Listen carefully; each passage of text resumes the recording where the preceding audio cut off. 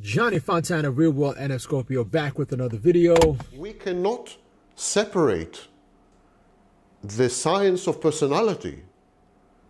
We cannot create a theory of individual personality, ignoring the culture in society in which the individual lives.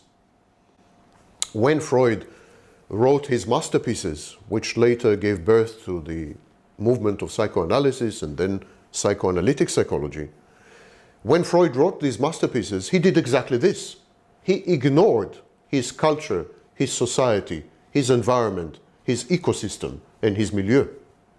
He ignored the fact that, for example, sexuality was heavily suppressed during the Victorian era.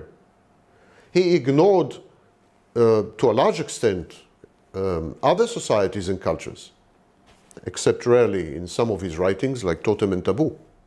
Today's probably going to be one of the most important videos I've made to date, right? And it's going to be something really dear to me, right? In being able to explain and everything, you know, being broken down. Let me tell you, I became an expert in decoding culture. Originally, I'm a child psychiatrist. I spent many years, 10 years, working with autistic children that for some reason don't really speak the way we do. And I was doing that mainly in France and in Geneva. And I was trying to understand what is going wrong in the brain of these children that they never really managed to speak a language the way we do. And that was many years ago. I made a series of little discoveries of the way the brain functioned at the time. And so when you start speaking with somebody else, you say, did you see that? That what? No, that over there. There is nothing there. You don't see it. It's quite amazing. So some people see something that other people don't see. Why? Because you get these cultural glasses that tell you, look at that. Let me give you an example. But before I do, right, I'm going to talk about culture, MBTI, and so forth and so on. But I want to preface and set the stage, provide some context, and say, listen, I want you to listen and watch with an open mind, okay? Please don't jump to conclusions. We're going to be here, okay? Just like the good little INFJs and intuitives and NF feelers that we are, we're going to remain neutral and just understand the perspective that is being provided. So let me just jump out the gate with my first clip to set the tone so that you can understand where I'm coming from. But like I said, I'm warning you, please do not jump the gun. It's not going to offend anyone. It's not offensive. It's not trying to undermine anyone. But listen to clip number one. Producer, you know what to do. Go.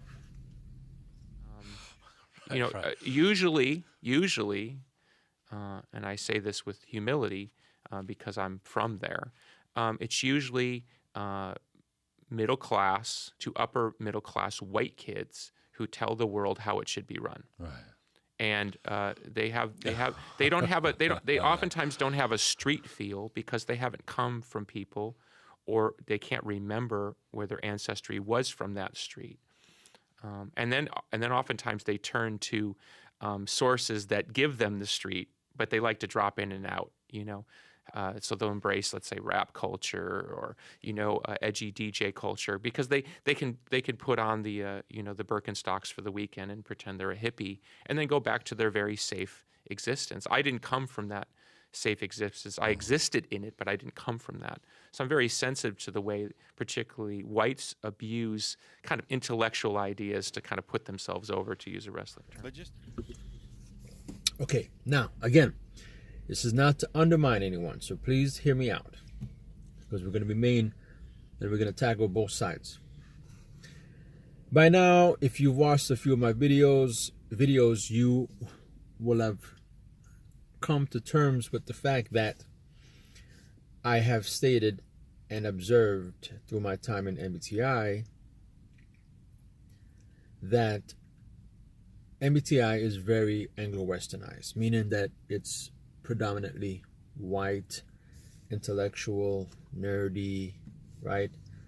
This is how I compare it to, like, let's say social media platforms, right? They were built off of the backs of the nerdy types, right? Clip number 2, go. One thing I would like to, I think one thing that's neglected when we consider social media is by whom social media was created.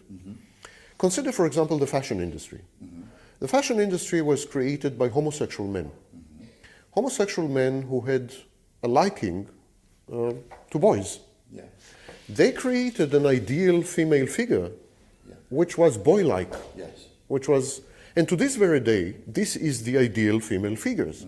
But the ideal female form is actually male, young male, teenage male. So they're like androgenized women. Right. And women adopted this, and they believe this is what men want. But actually, we have numerous studies that show that men prefer fuller women, curvaceous women, women with love handles, and so on. And women refuse to accept these studies. They say it's not true. Men like. Why am I telling you this? Because social media was created by a very well-defined profile. It was all social media were invented by men. There was not a single woman involved. Okay. All social media were invented by schizoids, people who recluses, people hermits, people who were socially inapt. All social media were invented by nerds. Most of these men, later on, when we read biographies and so on, we realized that they were asexual or with very low sexual activity. So the profile of the men who invented social media, and we're talking about all these men, is very, very, very narrowly defined. They created social media in their own image, of course. Since they were asexual, asocial, schizoid, white men, they created a tool which was geared towards asexual, asocial, schizoid, white men. And then what happened to this tool, to their utter surprise, for example, you can read Zuckerberg's articles and so on, to their utter shock, it took off. And it started to cater to black men and black women and very sexual people and asexual people and social people. It started to cater to population groups which were totally out of sync with the nature and character of the technology. Right. And I think we are witnessing this conflict. The technology is designed for a highly specific psychological profile. Okay. And yet it is being used, abused, and misused by other psychological profile. And this creates dissonance. The technology has inbuilt dissonance. And I think we are feeling this dissonance a lot. Okay. There's nothing wrong with that. I'm saying, like, I'm being differential in the sense that culture is culture, right? So we each have our own areas in which we contribute to as a society, right? So when the Latinos from different parts of the world come down, they contribute, themselves, and they sort of lay a print on to whomever is experiencing their pathways, right? So the reason why I bring this up is because a lot of times when people get into or get involved in MBTI, we look at it from a lens by which we are only exposed to the people who look like us, which is okay. I mean, I get it. There's nothing wrong with that. However, where it falls apart is that we now tend to remove and detach people from their culture, from their ethnic origins, from their experiences, from their social stabilities, right? And then from there, paint them into some, into some corner without realizing that you cannot detach these, right? So clip number 3, go. So Freud and later psychologists, actually I would say the vast majority of psychologists, pretend that individuals are atoms, that they live in isolation, that you can take an individual, and analyze that individual's character, identity, personality, conduct, emotions, cognitions, thoughts, and interpersonal relationships in isolation from his background, family, neighborhood, community, friends, ethos, society, and culture. The truth is, you cannot. So, if you read William James's masterpieces, series of books he has written about psychology, you will see that it's actually a series of observations about humans in their natural habitat and about human nature.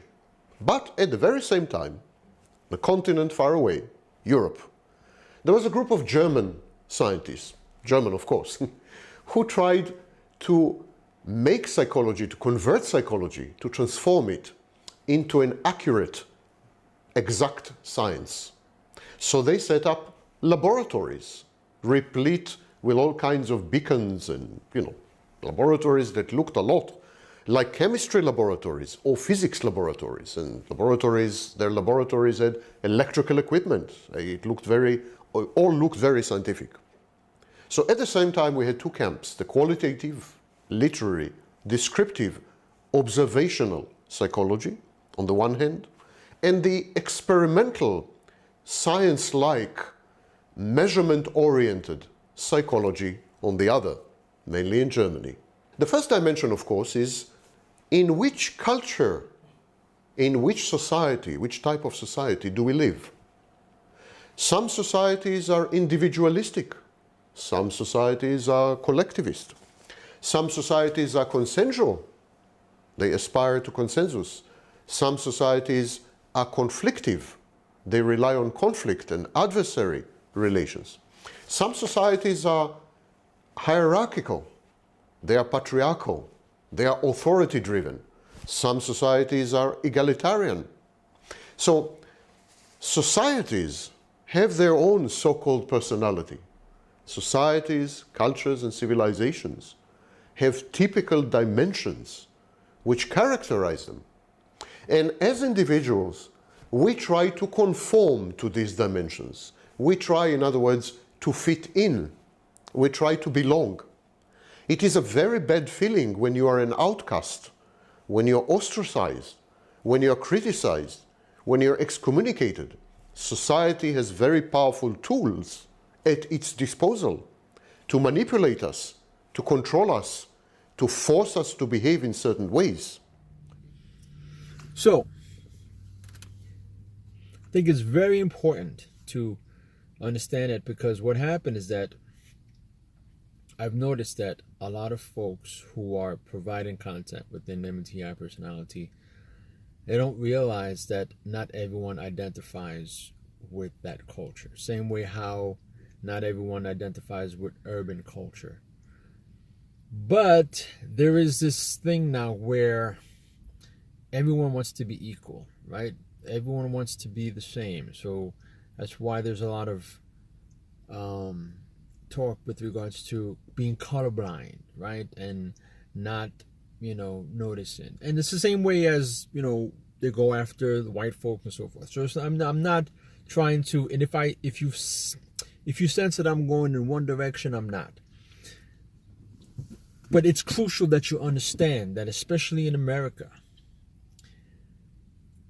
we've come to a point where we've sort of detached culture, and it has created chaos. Let me explain what I mean. And my experience is I don't believe what people say. Doesn't matter what you say to explain why you do things you do and how you behave and what you organize the way you are. I don't believe what you say. I want to understand why you're doing what you're doing. That's my passion. That's what I'm trying to understand. And how did I discover a way to decode culture, to try to understand why this culture does that? Why this culture doesn't do that? Why is it? And if you are a member of a given culture, most of you might be American, but some of you come from other parts of the world, you have different codes, like different glasses to look at the world. Right? In the French culture, Italian, Spanish culture, everything has a gender. right? So when you look at that, you see a male or a female. But in America, you just see neutral, so you don't see the same thing. I mean, for me, a table, une table, is a female, right? And so when you set up a table, you make it look very nice, beautiful. You put some flowers, some jewelry, some stuff. And then you put a little tablecloth, which is like a skirt. Think about that. You can have a mini skirt or a long skirt, but this is a skirt, right? And then you start setting the table with flowers and everything. It's very beautiful. Now, when you sit at this kind of table, if something goes under the table, which is under the skirt, very erotic kind of stuff. Americans say, what is he speaking about? It's just a table, you know. But no, it's not. You know, it's things going under the table. Woo, so the meaning of under the table in the French culture is like under the skirt of a girl or a woman. It's just, hey, what's going on here? So, okay, crazy. French are crazy, as you know. So this is what is interesting, this different set of glasses. How do you learn to see the world in a certain way when other people see it in another way, you see? And it's quite fascinating from one culture to another. That's why we don't understand each other. That's why we have a hard time to understand each other. I mean, what means freedom in America, for example? That's one of the things that Americans, because she's American, she comes from the United States, have a hard time understanding as it pertains to culture, especially ethnic culture, not national culture, but ethnic culture, right? Because America is a melting pot of all cultures. However, you have many Americans who are far removed, as Billy Corgan said, from their origins. So you have a lot of folks who are American, but I'm quarter this, I'm quarter that, I'm quarter this, as opposed to the Italian Americans, where it's, even though they may be second or third generation, but they rely heavily on their American Italian roots, right? Even though it may not be as close to the Italian of origin country, but still they preserve it by, you know, eating the foods, dressing, you know, the same, speaking the language, wearing their, you know, so you can associate, you can see someone, oh, he looks Italian. Versus same with the Irish, right? They have their distinct culture that they have remained or kept intact, rather. Whereas you have a lot of, let's say, Black Americans who are far removed from their ancestors. Okay, obviously we're not going to go there, but for reasons that, like I said, we're not going to go there. As opposed to, like, let's say me, my family is from Haiti. And I'm first generation born. So my mother was born in Haiti. My father was born in Haiti. He grew up in West Africa. And I have family in France, you know, immediate family. My first generation cousins, my uncles, my father's brothers, aunts, and sisters all live in France. And also I have second generation cousins who live in West Africa. So I can immediately go to and inquire about these cultures. You know what I'm saying? So I'm not far removed from it. I'm at an arm's distance. So those who really don't understand that, don't get that, have a tendency to be like, oh, we're all colorblind, we're this, we're that, and we're all the same. And I just find that it's a detriment as it pertains to understanding personality, like I said, socioeconomic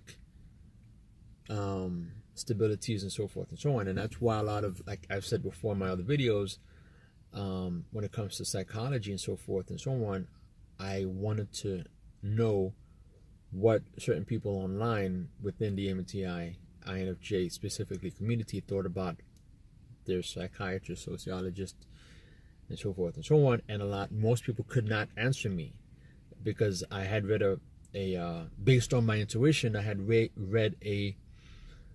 an article that stated that a lot of the approach to psychology and social work is through diagnostic rather than understanding the contributions and the elements of socioeconomic state, culture, and your experiences, your life experiences, and what you've been exposed to.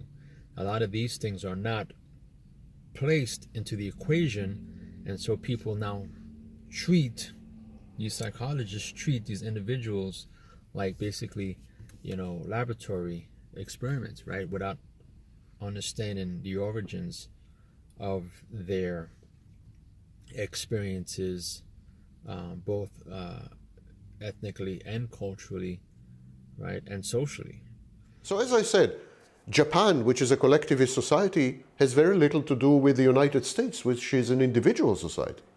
And the United States, which is a conflict-oriented society, adversarial society, you see it in American courts, the United States has very little to do with, shall we say, China, which is a consensus-driven society, a society where everyone tries to live in harmony and compromise. Some societies are narcissistic, and other societies in different periods in history have been utterly psychopathic. For example, Nazi Germany. We cannot separate the science of personality. We cannot create a theory of individual personality, ignoring the culture in society in which the individual lives.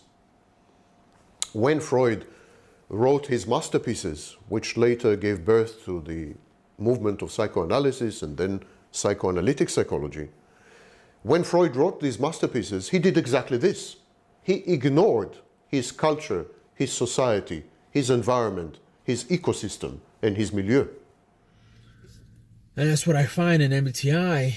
Like, for example, when you have people typing each other, you'll have them type the same people. But again, I'm not faulting that. I'm not saying that they should go around typing other folks, because again, if you're within a community and you have your own little bubble YouTube channel and you are typing folks, and you're playing your games, I'm not expecting for you to now start typing someone who doesn't relate to your channel, your people, or come from a different culture. It's the same thing with hip hop, right? Like I've said before, when it comes to hip hop being a certain or being stemming from a certain demographic, the blacks, the gays, the Latinos, and then now all of a sudden you have more white people than rich people, it creates different factions, and then that's why you have now other people who don't relate to the urban sort of lifestyle, right? That sort of black lifestyle. It sort of detaches, the system. It's just that hip hop has gotten bigger. So look, when you had hip hop when we were younger, hip hop pretty much affected like this group of people, right? Right. Add 10 years to that, it affects this group of people. Now when you're in 2014, it's affecting this group of people. So you have all of these different elements coming into hip hop. It's not because generations are changing. It's because hip hop is changing. Hip hop is now encompassing more people. It's encompassing, no offense of course, but it's encompassing more white people, more rich people, which those elements were not there when we were younger. But what's funny is that when you tell folks, hey, hip hop is originally black culture, or it's black culture by origin, white folks get upset and they'll say, oh no, it's for everyone, not really understanding that it was what its original purpose and intent was for. It wasn't for everyone. It was for people who didn't have a voice, who were in the ghetto, and who needed to have a way to sort of get out and express themselves, right? Same with house music. But again, those who really don't understand culture and don't have any attachments will say, oh no, that's not true. But if you go to Brazil, you can't tell me that samba is not Brazilian music. You cannot tell me that Puerto Rican salsa is not Puerto Rican,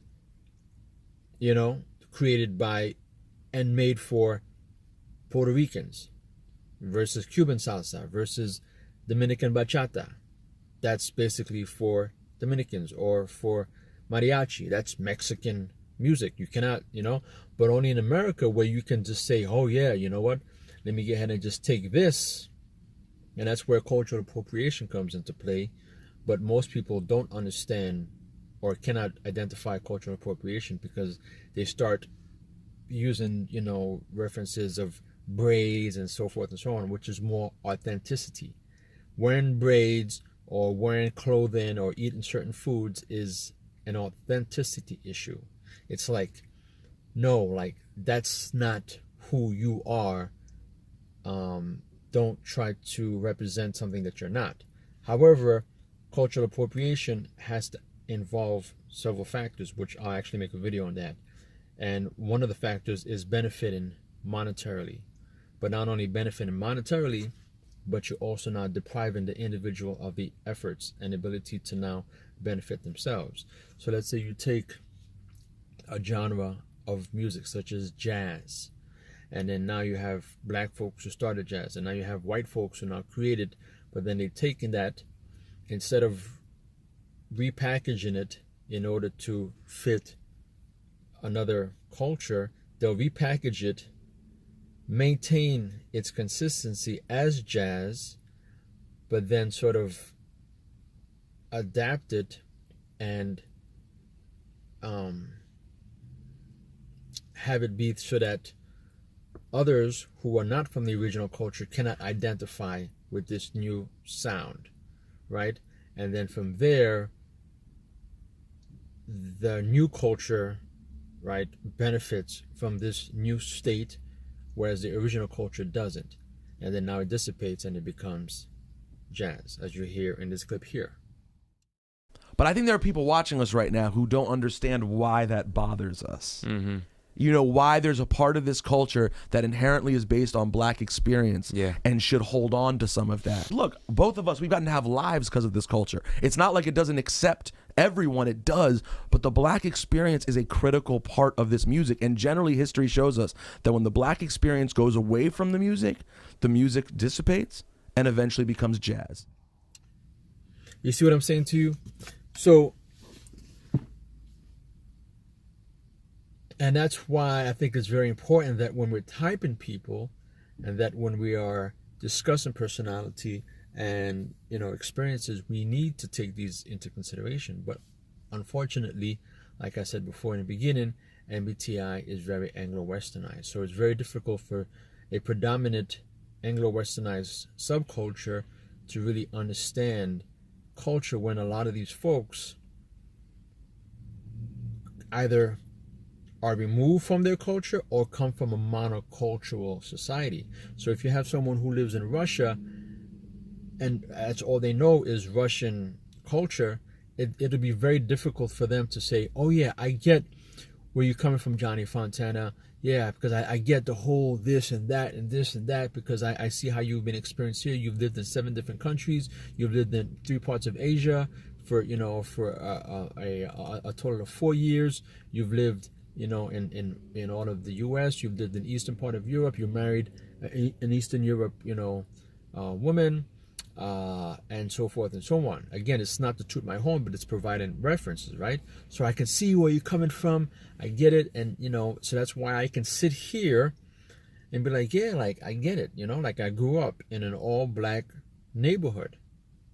90% black was my school growing up, and then I moved to an all-white, which was said 80% white, and then I went to a high school where it was like 70%, you know, white, and 30%, or let's say 25%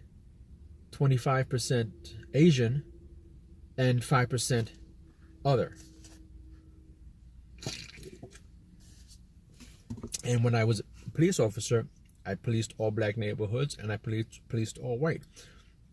In the military, I've been with so many different people from different parts of the world, different parts of the country, of the U.S. So I have that thing where I've been exposed to so, and not only that, because I'm an NF, because I'm an intuitive, I didn't just meet people and just whatever. That's why I'm so good with languages. That's why I'm so good with accents. Oh, you're from Colombia.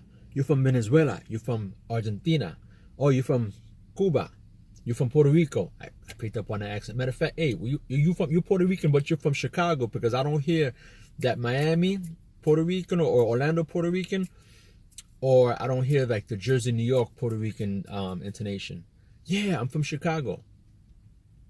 Because again, I've been exposed to all of these, and I appreciate, so when I pick out, and what does that do? That FE, it says, hey, where you from? Oh yeah, I'm from here. You from there? No. But I picked up on the accent. But guess what? I grew up with a lot of people from Puerto Rico and so forth and so on. Oh really? You know, it's the same thing with like if I see someone from Japan. Hey, I lived in 3 parts of Japan. Oh really? So then you start to do that communication. So then I give them that social stability so that they can feel welcome. They can feel at home, and feel comfortable around me. Every culture has a code.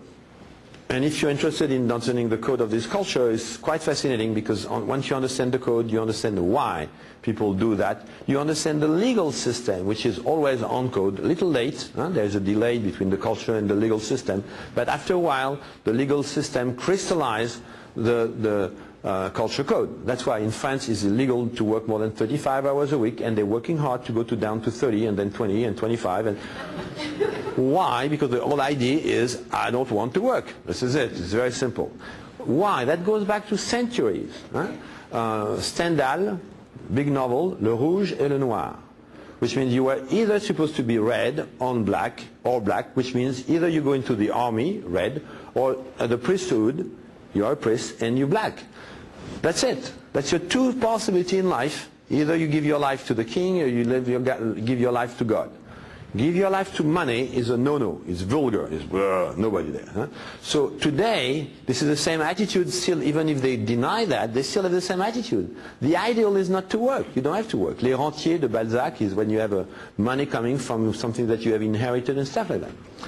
And it's not going to get better, I promise you. I mean, if you work in France, you can expect that it's not going to get better. The French are going to be more French than ever, unfortunately. That's another story. Right?